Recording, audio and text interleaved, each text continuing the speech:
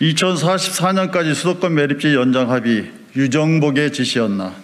2015년 6월 28일 인천의 환경 주권을 바친 인천판 을사늑약.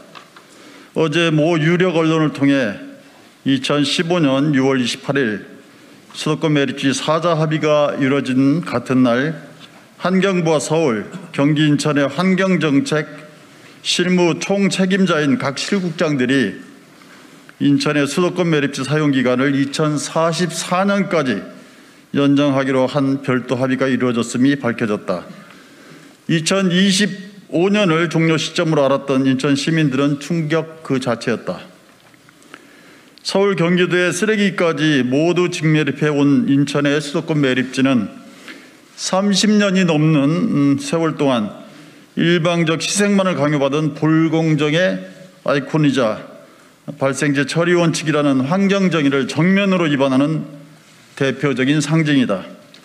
그런데 민선 6기 유정복 인천시장은 수도권 매립지 종료를 1년여 앞둔 2015년 6월 대체 매립지가 확보되지 않은 경우 수도권 매립지 잔여 부지의 최대 15% 범위 내에서 추가 사용한다는 독소조항에 합의함으로써 서울, 경기 쓰레기의 수도권 매립지 연장의 문을 열어주었다.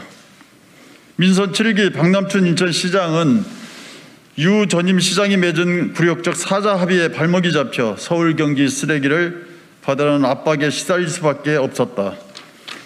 그래서 박남춘 시정부는 발생지 처리 원칙에 따라 서울, 경기 쓰레기는 알아서 처리할 것을 주장하는 쓰레기 독립을 선언하고 2025년 수도권 매립지의 문을 닫겠다고 천명한 것이다.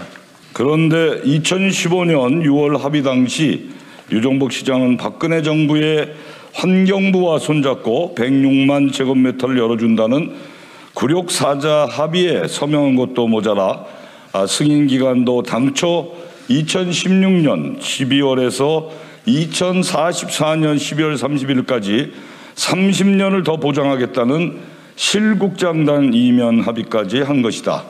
인천판 을사늑약을 체결한 것이다. 유정복 후보는 부랴부랴 보도자료를 통해서 실무 책임자의 합의는 시도지사의 합의와 무관하다는 거짓으로 또 진실을 은폐하고 있다. 유 후보는 장관, 시장, 도지사 간 106만 제곱미터를 더 열겠다는 4자 합의는 잘한 것이고 같은 날 실무 총책임자급인 환경실국장단 2044년까지 쓰겠다는 합의는 무관하다는 유체이탈 논리를 펴고 있다. 지난 4월 국민의힘 경선 과정에서 수도권 매립지 사용을 20년이나 연장해 줬다는 주장이 사실이었음이 명백히 밝혀진 것이다. 결국 유정복 후보는 2044년까지 106만 제곱미터의 서울, 경기 쓰레기를 묻기도 합의하고도 지난 7년간이나 300만 인천 시민을 속인 것이다. 300만 인천 시민을 상대로 한 유 후보의 거짓말이 또 드러난 것이다. 머리 숙여 사과하고 후보직을 내려놓는 것이 최소한 도리인 것이다. 2022년 5월 24일 더불어민주당 인천시 통합선대위원장 일동. 유정복 인천시장 후보의 부동산 투기에 대해서 여러분께 설명을 드리겠습니다. 인천시장 선거에 3번이나 출마한 유정복 후보는 경기도 105 신도시에 고가의 상가를 샀는지 해명하라. 인천시장 선거에 3번이나 출마하고 3선 국회의원과 2번의 장관까지 역임한 국민의힘 유정복 인천시장 후보가 2018년 인천시장 선거 패배 후 경기도 105 신도시에 고가의 상가 2채를 산 것으로 드러났다. 생계를 위해 매입했다는 변명을 그는 내놓았다. 인천에서 시장 후보와 국회의원 후보가 생계를 위해 다른 지역에 고가 상가를 매입했다는 주장은 지금까지 들어본 적이 없다.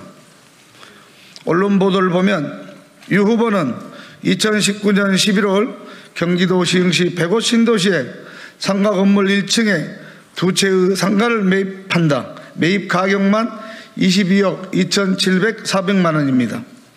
유 후보가 매입한 상가 건물은 서울대 시흥 캠퍼스와 직선거리로 170m 정도 떨어져 있고 내년에는 800병상 규모 서울대 병원 착공까지 예정돼 있다.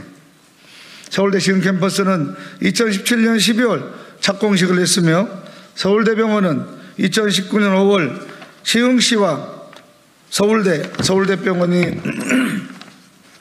병원 설립을 위한 업무 협약을 체결했다. 유 후보 상가 매입 직전인 2019년 9월 시흥 경제자구역 지정 신청서가 접수돼 실제로 지정됐습니다. 이번 지방선거에 국민의힘 후보로 출마한 유종복 후보자는 GTX BC 노선 후 100억 연기를 공약까지 했다고 합니다. 개발 호재에 별 5개 만점에 별 5개 투자 매력에 별 4개가 매겨져 있을 만큼 투자 가치가 높은 곳입니다.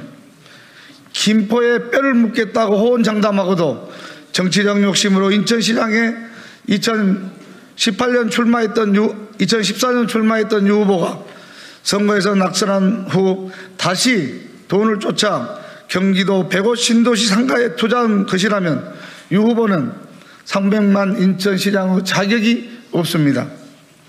부동산 강풍으로 서민들이 고통받을 때 유 후보는 무슨 명목으로 부동산 투기를 막겠다는 것인지 답해야 합니다. 생계를 위해 부동산 투기는 해도 괜찮은지 묻지 않을 수 없습니다.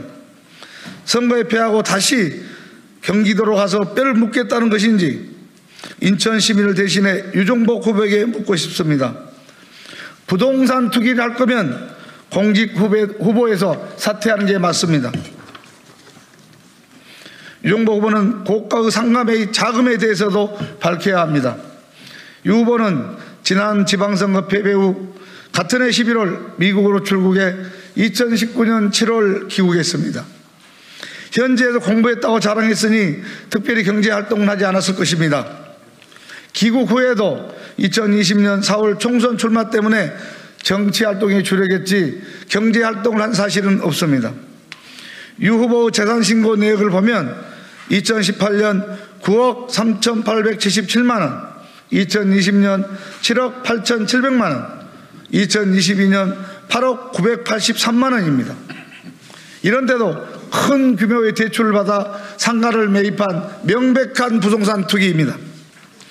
유 후보는 부부 공동 명의 아파트와 상가를 담보로 국민은행에서 10억 5,400만 원을, 아파트를 담보로 국민은행에서 3차례에 걸쳐 4억 4,600만 원을 대출받았습니다. 후보 부인이 사인간 채무 3억 원과 예금 등을 합쳐도 재산신고 내역으로 출처가 확인된 액수는 10억 6천만 원 정도입니다. 2018년부터 후보자 재산신고 내역과 유 후보 소유 아파트와 상가 건물의 등기 등본을 확인해도 대략 2억에서 3억 원 정도 자금 출처가 설명되지 않습니다. 또한 대출 중 생활안정자금이 사용될 수도 있다는 의혹도 오늘 제기됐습니다. 유 후보 가족은 4명, 자녀는 독립생계 유지입니다. 2019년 통계청이 발표한 가계 동향을 보면 4인 가족 생활비 평균은 371만 8천 원입니다. 고가의 상가 매입비용과 금융비용, 수년간의 생활비에 대한 소명이 필요해 보입니다.